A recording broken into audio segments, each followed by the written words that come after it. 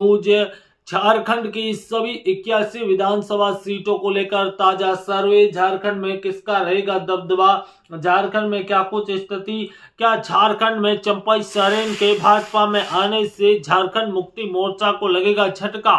हेमंत सोरेन पर जिस प्रकार से ईडी की कार्रवाई हुई, जेल जाना पड़ा, नया मुख्यमंत्री चुनना पड़ा, उसके बाद बड़े और अहम बदलाव होने जा रहे हैं। तो झारखंड का भी सियासी समीकरण काफी अहम और रोचक होता हुआ नजर आ रहा है। झारखंड में वर्तमान में क्या कुछ स्थिति है जो कि यहाँ से देखने को मिल रही है। वर्तमान में चुनावी और सियासी माहौल को लेकर काफी अहम और रोचक स्थिति है जो कि बनी हुई है। वर्तमान में अगर देखा जाए तो झारखंड का चुनावी माहौल काफी बदल चुका है, काफी अहम हो चुका है। दोस्तों आपको बता दें कि झारखंड की वर्तमान की स्थिति की बात करें तो झारखंड में काफी रोचक और कांटे की टक्कर का मुकाबला है जो देखे जाने की पूरी संभावना है, क्योंकि झारखंड में सभी 81 विधानसभा सीटों को लेकर काफी अहम और रोचक स्थिति का मुकाबला यहाँ से हमें देखने को मिल रहा है। ताजा स्थिति के अनुसार झारखंड की सभी 81 सीटों पर बड़े बदलाव होते हुए नजर आ रहे हैं। क्या भारतीय जनता पार्टी झारखंड में सरकार बनाने जा रही है या फिर कांग्रेस का दबदबा रहेगा, इसको लेकर आज के इस वीडियो में जानकारी देंगे, संपूर्ण अपडेट देंगे। तो चलिए बिना समय गवाए झारखंड का ताजा सर्वे जान लेते हैं। झारखंड की वर्तमान की सियासी और चुनावी स्थिति है वो जान लेते हैं कि क्या कुछ स्थिति है। तो सबसे पहले आपको गोड्डा की सीट की बात करें तो 3 सीटें आती है जहां पर भाजपा गठबंधन को 2, एक सीट पर जेएमएम कोडरमा की 1 सीट है, एकमात्र सीट पर भारतीय जनता पार्टी का कब्जा होता हुआ नजर आ रहा है।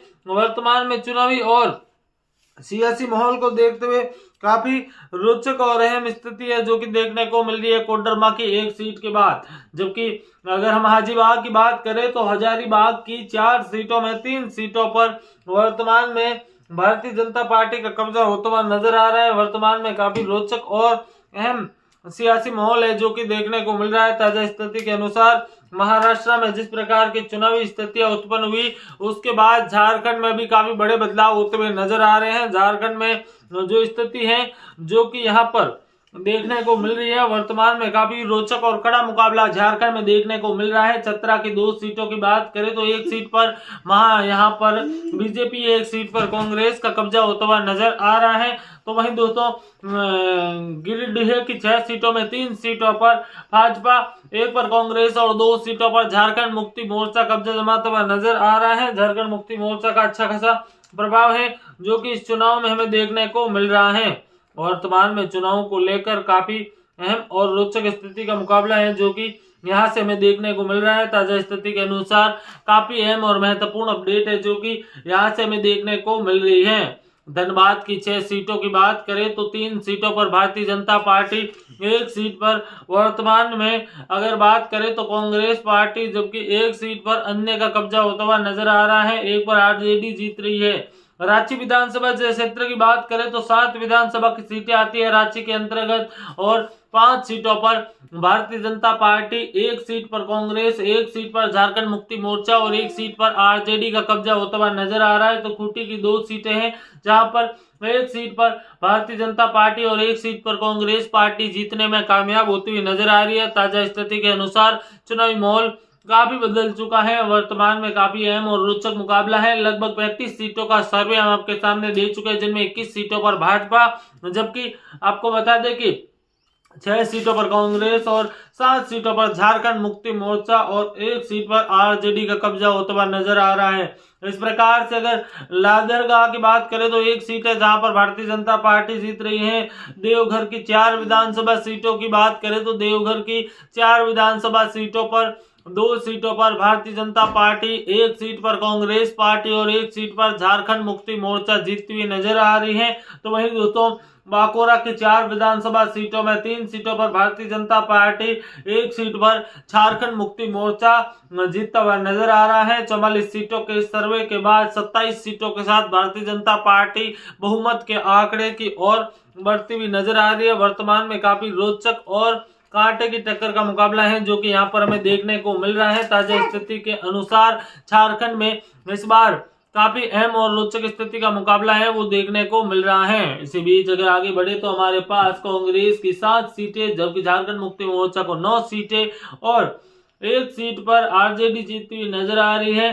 झारखंड की 44 सीटों के बाद महाराष्ट्र में बड़े सियासी बदलाव होते हुए नजर आ रहे हैं। वर्तमान में काफी अहम और रोचक स्थिति का मुकाबला हमें देखने को मिल रहा है। पूर्व सिंह भूमि की 6 सीटों की बात करें तो 4 सीटों पर भारतीय जनता पार्टी, एक सीट पर कांग्रेस पार्टी और एक सीट पर वर्तमान में झारखंड मुक्ति मोर्चा जीतती हुई नजर आ रही है। जबकि गुमाला की 3 सीटों की बात करें तो गुमाला की 3 सीटों में 2 सीटों पर भारतीय जनता पार्टी, एक सीट पर कांग्रेस। जबकि गढ़वा की 2 सीटों की बात करें तो गढ़वा की 2 सीटें हैं जो वर्तमान में काफी रोचक और अहम स्थिति का मुकाबला हमें देखने को मिल रहा है।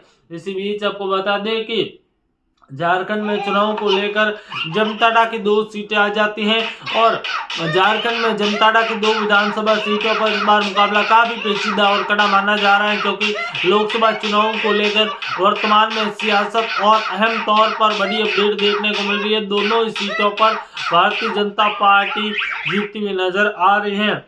पाकुड़ की बात करें तो पाकुड़ की 3 विधानसभा की सीटें हैं जिनमें 2 सीटों पर भारतीय जनता पार्टी और एक सीट पर कांग्रेस पार्टी का कब्जा होता हुआ नजर आ रहा है।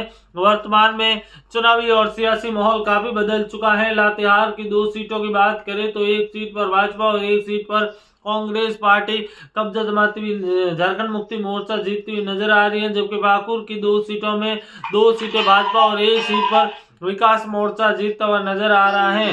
वहीं दोस्तों आपको बता दें कि यहाँ पर पलामू की बात करें तो 5 सीटें हैं। पलामू की 5 सीटों की 3 सीटों पर भारतीय जनता पार्टी के खाते में जा रही है। जबकि एक सीट पर कांग्रेस और एक सीट पर झारखंड मुक्ति मोर्चा सिंह। यहाँ पर साहिबगंज की बात करें तो टोटल 3 सीटों वाले साहिबगंज में वर्तमान में काफी रोचक और कड़ा मुकाबला है वो देखने को मिल रहा है।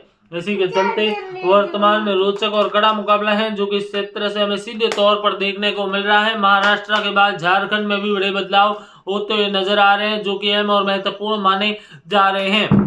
इसी बीच आपको बता दें कि आगे बढ़े तो रामगढ़ की 2 सीटें आती है। एक सीट पर भारतीय जनता पार्टी और एक सीट पर झारखंड मुक्ति मोर्चा जीतता हुआ नजर आ रहा है। जबकि सायरकेला के 3 में से 2 सीटों पर भाजपा और एक सीट पर झारखंड मुक्ति मोर्चा। जबकि पश्चिमी सिंहभूमि की 5 सीटें हैं जहां पर 3 सीटों पर भाजपा और एक सीट पर कांग्रेस, एक सीट पर झारखंड मुक्ति मोर्चा।